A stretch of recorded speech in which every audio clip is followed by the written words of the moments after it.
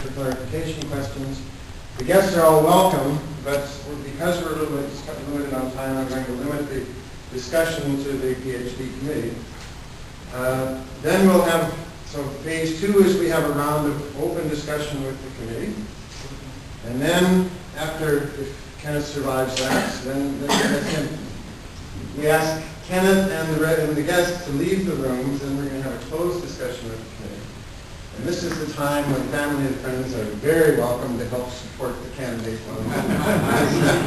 You will see weight loss by the minute as he goes. And then we ask him in and give him the final verdict. That's the story. They say in theater that one of the most useless people is the director on opening night. And that's sort of my position here. I have probably heard maybe 50 different presentations from Kenneth leading up to this. And I know every word that he's going to say. So, I mean, the general style is that the PhD advisor, by now, should have asked all the questions. So, when I ask a question, I'm probably trying to lead Kenneth in some direction. And I have a devious motive for asking it. Kenneth, it's all yours. Yes, okay. One thing I need to these are various pages that will be various pages that will be various sections.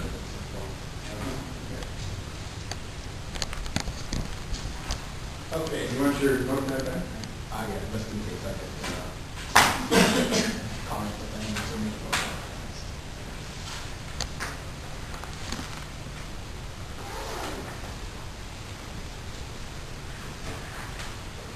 Okay. Good morning, all. I very much appreciate obviously the committee members being here. My wife, Marcella, is in the back, and that's the person who has taken me through some of the dark times there. You all here have been or are probably going to go through some of the PhD process, so you know something about the dark times. And then my father is a senior Ken, sitting there also, and he's the one who really kind of imbued me as a child with the wish to know how things work. That's kind of what has taken me to where I am now, trying to figure out how I then document credibility works. So with that, let me start into the more interesting part. This is just an outline of what I'll talk to you about. I'm going to give you an overview, which is really just, I'm going to give you the punchline first. So I'll tell you what the research questions were, what the contributions are that have come out of the research, what methodology I use, and give you kind of just a one-slide synthesis of the results. Then I will go through the details, I give you some background, tell you some more details about the actual research methodology that was used, give you the detailed results, the 5 steps of the research methodology, and then a summary, and that will be it. There are some additional slides if the committee members need to get into details of some of the results. I have those. I didn't include them in the presentation because I'm going to be very strict on myself about the 45-minute time limit. Okay, so the research questions that really started out this process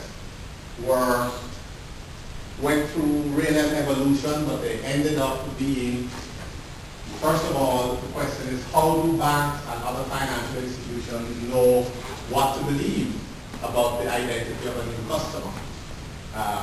The sort of typical answer is the customer is going to try and prove who they are, either by something to do with what the person is, and that's usually biometrics of some kind, or it's what the person knows, and that's typically a password, or what they have, and that's going to be an identity document of some kind, a token, which may be either electronic, digital, or some kind of hard copy. But the research question really came down to something more specific. And my interest was when I think about those documents, what you have, what are the attributes that experts look for when they're judging the credibility of those documents? Okay? When I present a driver's license to somebody who's an expert in dealing with identity documents, What is it about my driver's license that makes them believe that I am who I say I am, and that the driver's license is in fact not a fraudulent document? And then, and that's the third bullet now, having specified what those attributes are that the experts are looking for, how do they rate the importance of those attributes? Because not all of those attributes are equally important. The fact that my driver's license has a photograph and a signature perhaps may be more important than the fact that it's a Florida driver's license. All of those are attributes of the document, but some attributes are more important than others. So the experts, whether they realize it consciously or not, must have some way of measuring the credibility of the document when they look at it as part of the judgment that they make. And they have to make a determination about various types of identity documents that are available. And they have to make decisions about what is more credible about one kind of document than another.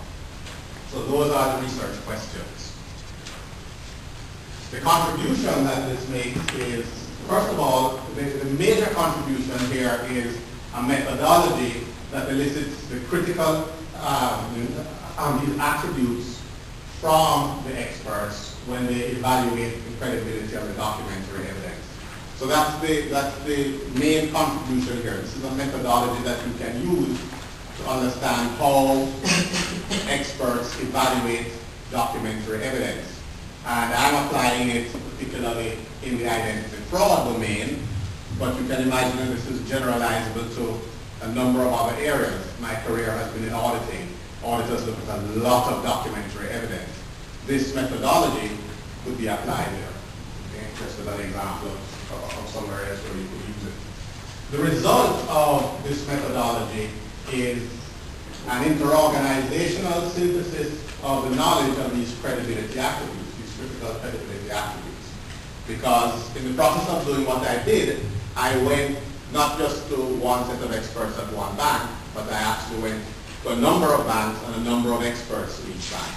So this is an interorganizational synthesis of knowledge that we end up with, which is also a very interesting contribution. One of the big things, just as an aside, one of the very interesting things that happened when I went to the experts and I showed them the list of attributes that collectively they think are important, in many cases their reaction was, aha, I had not thought about that. So clearly there was a contribution just to the practice, at least as far as these experts were concerned. Here's the overview of the methodology, the research methodology that I use. 5 steps, and there's an outcome from each of those 5 steps. The first step is selecting the elements that are going to be representative of the domain. In my case, as I mentioned, the domain is identity theft. So the elements that are representative here are different types of identity documents. Those were the elements that I chose. And I'll go into details about how I chose them and so on when I get into the details of the methodology. The second step here is having identified, I should use the word identify, I'm talking about identity documents. I don't want to confuse it. So having specified the domain representative elements, then I went to the experts for a first round of interviews where I asked them, I went through what's called a repertory drill interviews methodology, which I will also discuss in more detail. But to ask them what is it that they see when they think about credibility and identity documents. What do they see when they look at those documents? And as a result of that process, the outcome was that I identified 21 constructs. I use the word construct because that's something that comes from the repertory drill methodology. But I listed 21 constructs which are actually the attributes of credibility. And also, the experts identified 6 trends for me that they said, they told me are things that they could imagine would completely change the way, or could completely change the way they go about evaluating identity documents. The third step is I built 4 scenarios based on these 4 trends. These are 4 future scenarios of what the new account process might look like when these experts are looking at the documents being proceeded. And then the 4th step is I went back now to the experts for a second round of interviews and said to them, You recall I said not all attributes are equally important. So I said to them, tell me how important each of these 21 attributes is in each of the 4 scenarios. So I got a total of 84 values for each person. Okay. And then what I did was take all of those results and develop an interorganizational synthesis, which I will talk about in more detail.